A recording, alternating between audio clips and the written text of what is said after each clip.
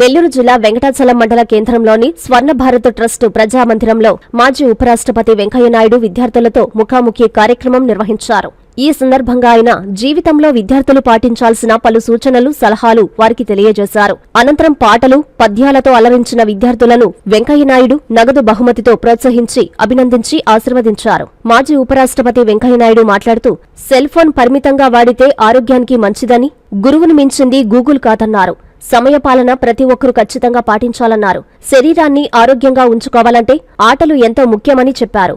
మాతృభాషలో మాట్లాడడం ప్రతి ఒక్కరూ అలవాటు చేసుకోవాలని, మాతృభాష కంటిచూపు అయితే ఇంగ్లీష్ భాష కళ్లద్దాలని ఆయన తెలిపారు. కార్యక్రమంలో ట్రస్ట్ నిర్వాహకులు, విద్యార్థినులు పాల్గొన్నారు.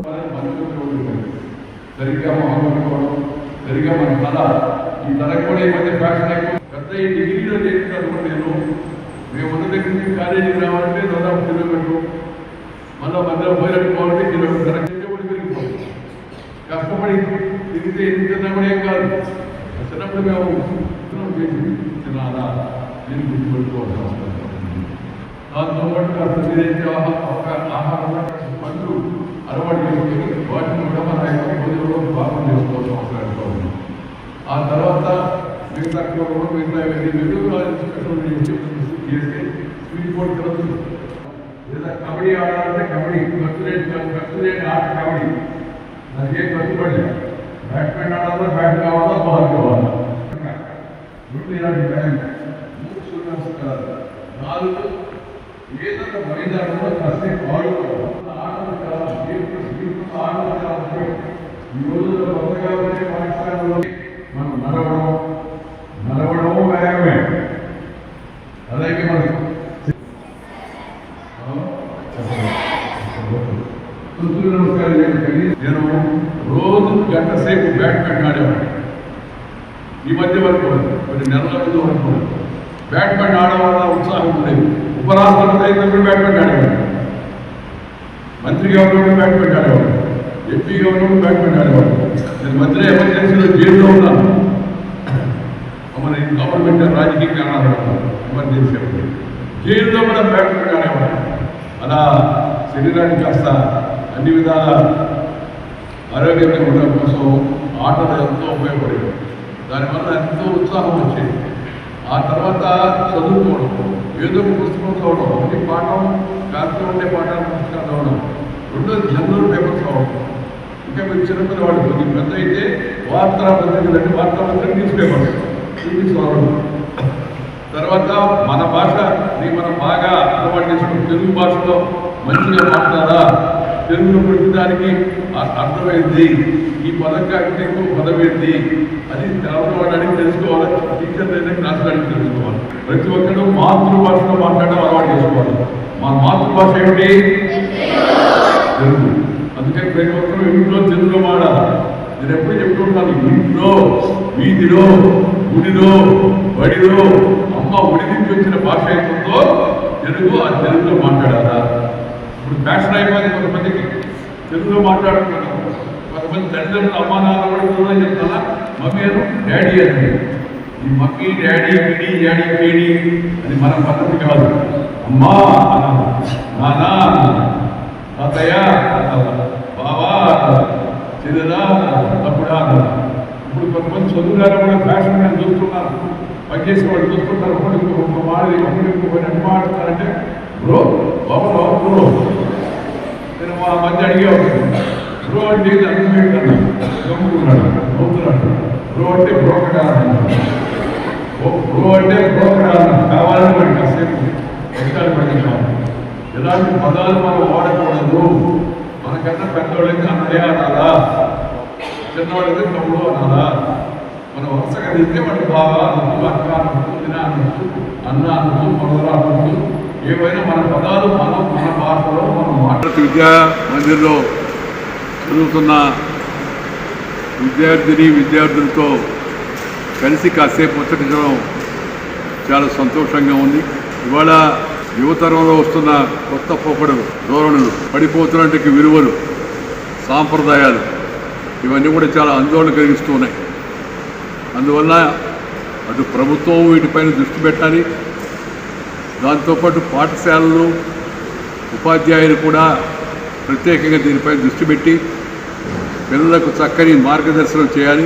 వారి జీవన శైలిలో వస్తున్న మార్పులను గమనించి తిరిగి మళ్ళా పాత జీవన శైలికి వెళ్ళే విధంగా వాళ్ళకి మార్గదర్శనం చేయాల్సిన అవసరం ఉందని నేను భావిస్తున్నాను. ఉదయాన్నే సూర్యోదయంతో నిద్రలేయడం, కాసేపు వ్యాయామం చేయడం, తమకు ఇష్టం వచ్చినట్టు ఆటలను ఆడుకునే విధంగా వాళ్ళని ప్రోత్సహించడం, పాఠశాలలో తగినంతటి క్రీడా మైదానాన్ని కూడా ఏర్పాటు చేయడం, ఆ తర్వాత వాడు తినేట భోజనం అవుతుందో అది పచనం చేసింది సరైన ప్రోటీన్స్ మాంసకృతులు ఉండే విధంగా, మాంసకృతులు అంటే మాంసం కాదు, మాంసకృతులు ఉండే విధంగా భోజనాన్ని ఎంపిక చేసి వాళ్ళకి అలవాటు చేయాలి.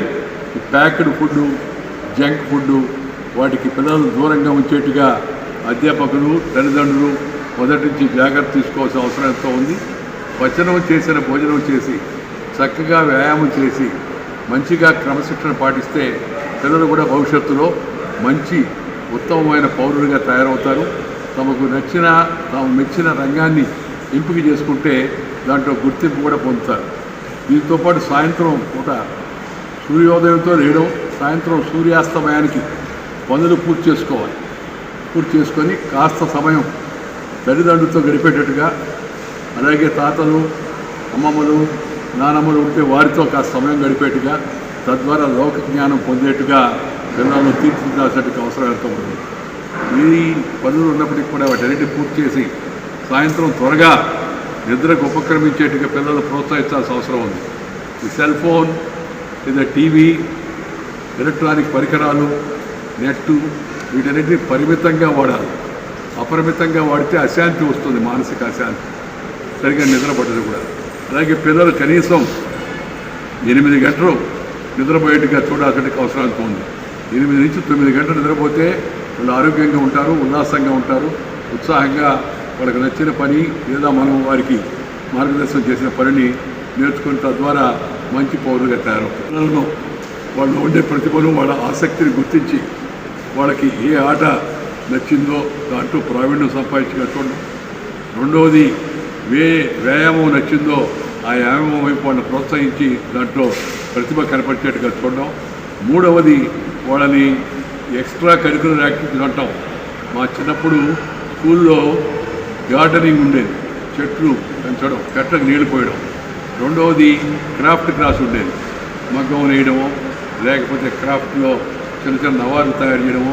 అవన్నీ కూడా శారీరక శ్రమ చేసి ఈ చిన్న వృత్తి ఏది కూడా చెడు కాదు, మంచిదనే భావం అప్పుడు ఆ రోజుల్లో కలిగించేవాళ్ళు. దాంతోపాటు ఎన్సీసీలో లేదా ఎయిర్ వింగ్లో దాంట్లో చేర్పించి తద్వారా దేశభక్తి, జాతీయ భావం వాళ్ళలో పెంపొంది చేయడంగా చూడాల్సిన అవసరం ఉంది. అలాగే మంచిగా మాట్లాడే వాళ్ళకి ఆ విధంగా మాట్లాడే దాంట్లో తరఫీదు ఇవ్వాల్సి ఉంది. అలాగే సంగీతము, సాహిత్యం పట్ల అభిరుచి ఉన్న వాళ్ళకి చిన్నప్పటి నుంచే దాంట్లో సరైన మార్గదర్శనం చూపించి దానికోసం ప్రత్యేక ఉపాధ్యాయులను నియమించుకొని తద్వారా మార్గదర్శనం చేస్తే పిల్లలు చక్కగా రాణిస్తారు. ఇందాక చూశారు అమ్మాయిలు ఎంత చక్కగా పాడుతూ ఉన్నారు, ధైర్యంగా పద్యాలు కూడా సంకోచం లేకుండా పద్యాలు కూడా చెప్తూ ఉన్నారు. వీటన్నిటికీ తగిన సరిఫీదు, తగిన ప్రోత్సాహం అటు ఇంట్లో తల్లిదండ్రులు, ఇక్కడ పాఠశాలలో అధ్యాపకులు గుర్తించి ఆయా రంగాల్లో వాళ్ళని ప్రోత్సహించవలసి ఉంది. సాహిత్యం కానీ, సంగీతం కానీ, అలాగే నాట్యం కానీ. మనం విదేశాల్లో ఉండే భారతీయులు వాళ్ళ పిల్లలకు, మన తెలుగు వాళ్ళు ముఖ్యంగా వాళ్ళు భరతనాట్యం, అలాగే కూచిపూడి వాటిలో శిక్షణ ఇస్తున్నారు. కొందరు పిల్లలు వచ్చి ఇక్కడ అరంగేట్రం కూడా చేస్తున్నారు తల్లిదండ్రులతో వచ్చి. నేను కూడా అనేక సందర్భాల్లో వెళ్ళాను. ప్రోత్సహించాలి, వాళ్ళ పిల్లల్లో ఉండే ప్రతిభను గుర్తించి, కళను గుర్తించి ప్రోత్సహించాలనే ఉద్దేశంతో.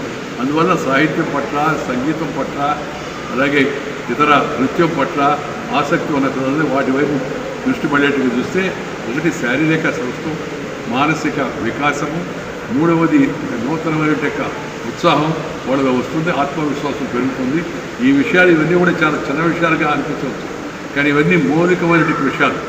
ఈ మౌలిక విషయాలపై దృష్టి పెట్టి పిల్లలను మంచి పౌరులుగా తయారు చేసేందుకు పాఠశాలల్లో వేదికలుగా తయారు కావాల్సిన అవసరం ఉంది.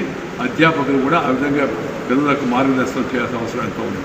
ఈరోజు సమాజంలో పెరుగుతున్నట్టే అశాంతి, యువతలో వస్తున్నట్టే అసంతృప్తి, అక్కడక్కడ మనకు వస్తున్న వార్తలు ఆత్మహత్యలు చేసుకున్నారని, లేదు ఒకరిపై ఇంకొకరు దాడి చేశారని, లేకపోతే చిన్న వయసులోనే ప్రేమ వ్యవహారంలో పడ్డారని, ఆ ప్రేమ చెడిపోవడంతో వాళ్ళు మళ్ళా ఇంకొక విషమమైన నిర్ణయం తీసుకుంటున్నారని ఇలా వస్తున్న వార్తలు చాలా ఆందోళన కలిగిస్తున్నాయి.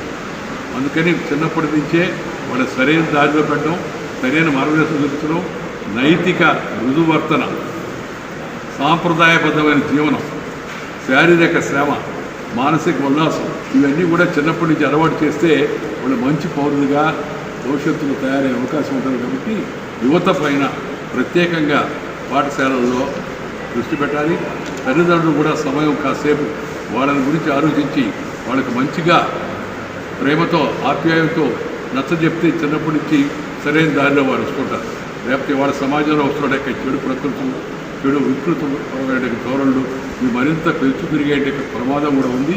ఈ ప్రమాదాన్ని సమాజం గుర్తించి సరైన చర్యలు తీసుకోవాలని చెప్పి నేను ప్రజలందరూ కూడా విజ్ఞప్తి చేస్తున్నాను. ఆనందభరితమైన వివాహ వేడుకలకు మీ ఇంట రెట్టింపు సంతోషాలు తెస్తాయి సిఎంఆర్ అండ్ చందన పట్టు వస్త్రాలు. ప్రతి వేడుకలలో మీరే అట్రాక్షన్.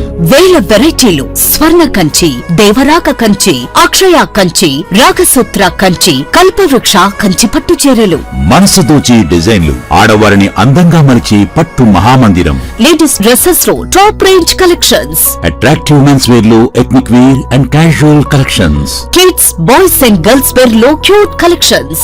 మీ పెళ్లి షాపింగ్ ఉత్సవాన్ని అపురూపమైన అందాలతో, అంతులేని ఆనందాలతో, గొప్ప డిస్కౌంట్స్ తో వేడుకగా జరుపుకోండి. సందర్భం ఏదైనా మనందరి చాయిస్ సిఎంఆర్ అండ్ చందనలోనే.